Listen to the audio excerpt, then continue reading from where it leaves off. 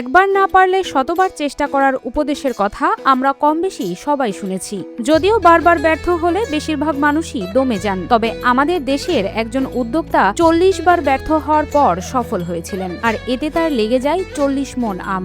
একবার না পারিলে দেখো শতবার। আমি 40 বার ট্রায়াল দেওয়ার পর গত বছর কিন্তু আমি সফল হতে পেরেছি। শুকনো আম প্রক্রিয়াজাত করার চেষ্টা করতে গিয়ে তিনি একের পর এক 40 বার ব্যর্থ হয়েছিলেন। কখনো রং ঠিক হয়নি, কখনো স্বাদ, কখনো পুরো ব্যাচ নষ্ট হয়েছে, কিন্তু তিনি থামেননি। 40 বার 40 মণ আম দিয়ে পরীক্ষা চালানোর পর অবশেষে কাঙ্ক্ষিত সাফল্য মিলেছিল।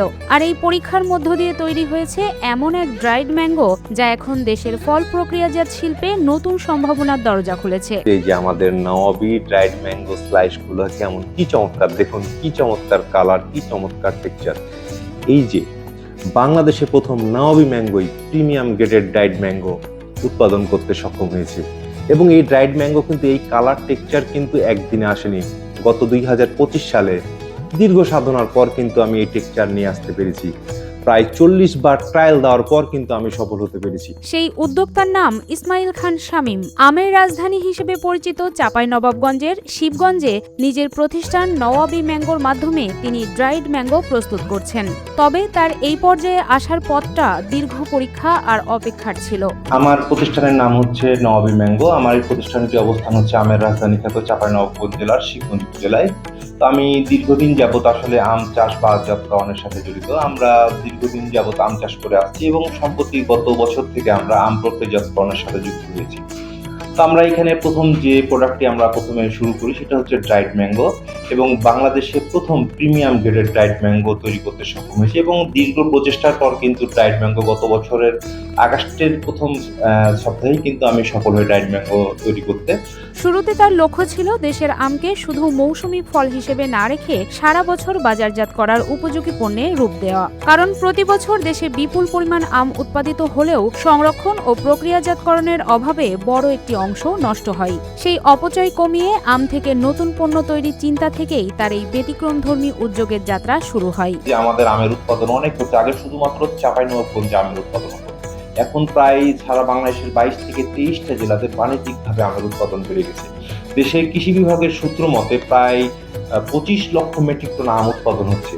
তো যতদিন এই পরিমাণ যে আম উৎপাদন হচ্ছে, প্রতি বছর দেখা যায় চাষিরা আম উৎপাদন করে আমের ন্যায্য মূল্য পায় না, শুধুমাত্র উৎপাদন বৃদ্ধি পাওয়ার কারণে। যতদিন না পর্যন্ত আমরা একটা পণ্য যদি প্রক্রিয়াজাতকরণ করতে না পারি বা একটা ফল যদি প্রক্রিয়াজাতকরণ করতে না পারি, তাহলে কিন্তু আমের ন্যায্য মূল্য নিশ্চিত হবে না। জানা যায় শুকনো আম তৈরির আধুনিক পদ্ধতি শিখতে তিনি থাইল্যান্ডে গিয়েছিলেন। উদ্দেশ্য ছিল প্রযুক্তি নিয়ে দেশে ফিরে বাণিজ্যিকভাবে কাজ শুরু করা, কিন্তু সেখানে গিয়ে কাঙ্ক্ষিত সহযোগিতা বা প্রশিক্ষণ পাননি। এরপর দেশে ফিরে নিজের অভিজ্ঞতা ও গবেষণার উপর ভরসা করেই শুরু করেন পরীক্ষা নিরীক্ষা।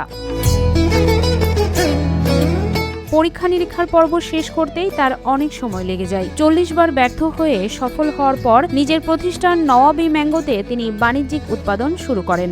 তো আমার প্রতিষ্ঠান আল্লাহর রহমতে প্রিমিয়াম গ্রেডের ড্রাইড ম্যাঙ্গো তৈরি করতে সক্ষম হয়েছে। কারণ এটার ফলে যে প্রযুক্তিতে আমি ড্রাইড ম্যাঙ্গোটা উৎপাদন করি এটা হলো অসমোটিক প্রযুক্তি।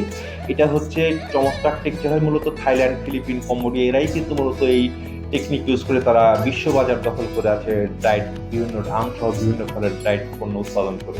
আধুনিক ড্রায়ার মেশিনে নির্দিষ্ট তাপমাত্রায় শুকানো হয় আম। এর আগে বাগান থেকে সংগ্রহ করা আম ধোয়া, খোসা ছাড়ানো এবং পাতলা স্লাইসে কাটার কাজ করা হয়। পুরো প্রক্রিয়াটি সম্পন্ন হয় স্বাস্থ্যসম্মত পরিবেশে। আমরা ওই বাজার থেকে আম নিয়ে এসে আগে বাছাই করি, বাছাই করার পর ধুয়ে চিকন করে তখন সাইজ করে ছিলে কাইটে এইভাবে আমরা কাজ করি।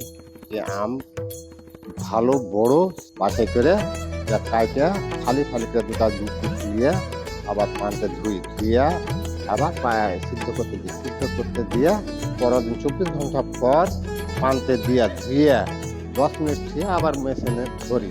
এই প্রযুক্তিতে আমের স্বাদ, রং ও পুষ্টিগুণ বজায় থাকে, পাশাপাশি বেড়ে যায় সংরক্ষণকাল।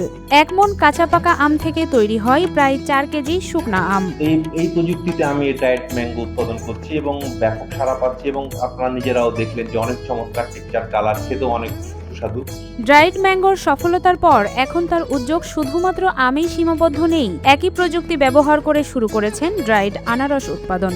সামনে কলা, পেঁপে সহ আরও বিভিন্ন দেশীয় ফল প্রক্রিয়াজাত করার পরিকল্পনাও রয়েছে।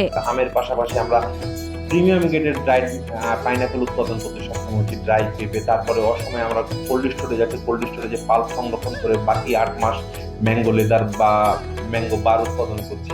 তো আমার লক্ষ্য উদ্দেশ্য হচ্ছে যে বাংলাদেশের যে ফলগুলো অবহেলিত, যেগুলো চাষ করে চাষিরা ন্যায্য মূল্য পায় না, যেমন কলা প্রচুর পরিমাণে চাষ হয়, সহ আরো বিভিন্ন আনাচে কানাচে ছড়িয়ে আছে আমাদের দেশজ যে ফলগুলো, এগুলো প্রক্রিয়াজাতকরণের মাধ্যমে দেশের পাশাপাশি বিদেশে রপ্তানি করা, এই নিয়ে কাজ করছি। তার এখানে নিয়মিতই লোকজন আসছেন, ড্রাইড ম্যাঙ্গোর স্বাদ নিচ্ছেন, প্রশংসা করছেন।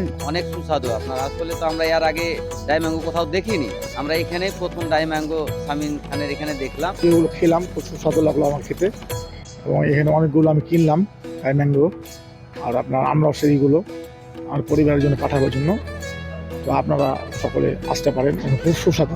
বিশ্বজুড়ে শুকনা আম ও আমজাত পণ্যের বড় বাজার রয়েছে, কিন্তু সেই বাজারে বাংলাদেশের অংশগ্রহণ এখনো খুব সীমিত। অথচ দেশের উৎপাদিত আম থেকে তৈরি হতে পারে শুকনা আম, আমের পাউডার সহ নানা রপ্তানিযোগ্য পণ্য, আর এতে করে আমদানি নির্ভরতাও কমে আসবে। বাণিজ্যিকভাবে এইটা সারা বাংলাদেশে ব্যাপী অধিক পরিমাণে উৎপাদন করানো যায়, তাহলে দেশের বাজারে বাইরে থেকে কিন্তু ড্রাইড ম্যাঙ্গো আমদানি করতে হবে না। কৃষি উদ্যোক্তার মতে, ফল প্রক্রিয়াজাত শিল্পে বিনিয়োগ বাড়লে একদিকে কৃষি পণ্যের অপচয় কমবে, অন্যদিকে নতুন কর্মসংস্থান তৈরি হবে। প্রযুক্তি ও পরিকল্পনা কাজে লাগিয়ে দেশের কৃষি পণ্যকে নতুন বাজারে নেওয়া সম্ভব। সরকারের কাছ থেকে যদি আমরা অল্প মেয়াদি সুদে কিছু ঋণ পেয়ে থাকি, আমরা অনেক দূর সামনে এগিয়ে যেতে পারবো। আর এগিয়ে গেলে আমাদের দেশ এগিয়ে যাবে, শিল্প এগিয়ে এবং আমাদের কাঁচামাল রপ্তানি অনেক হবে। চাঁপাইনবাবগঞ্জ জেলার যেমন একটা আমের নামে বিখ্যাত আছে, সামনে অনেক কিছু আমরা বিখ্যাত হয়ে যাব আম সত্তা, ড্রাই ম্যাঙ্গো, পাইনাপেল নিয়ে। সরকারি পৃষ্ঠপোষকতা পেলে এই শিল্প বহুদূর যাবে বলে মনে করেন সচেতন মহল। এটি যদি প্রতিষ্ঠিত করতে পারে, পাশাপাশি সরকারি পৃষ্ঠপোষকতায় যদি এগিয়ে আসেন সরকার, তাহলে সেই ক্ষেত্রে অবশ্যই এটি একটি ভালো ইন্ডাস্ট্রি এবং শিল্প হিসাবে প্রতিষ্ঠিত লাভ করবে বলে আমি বিশ্বাস করি।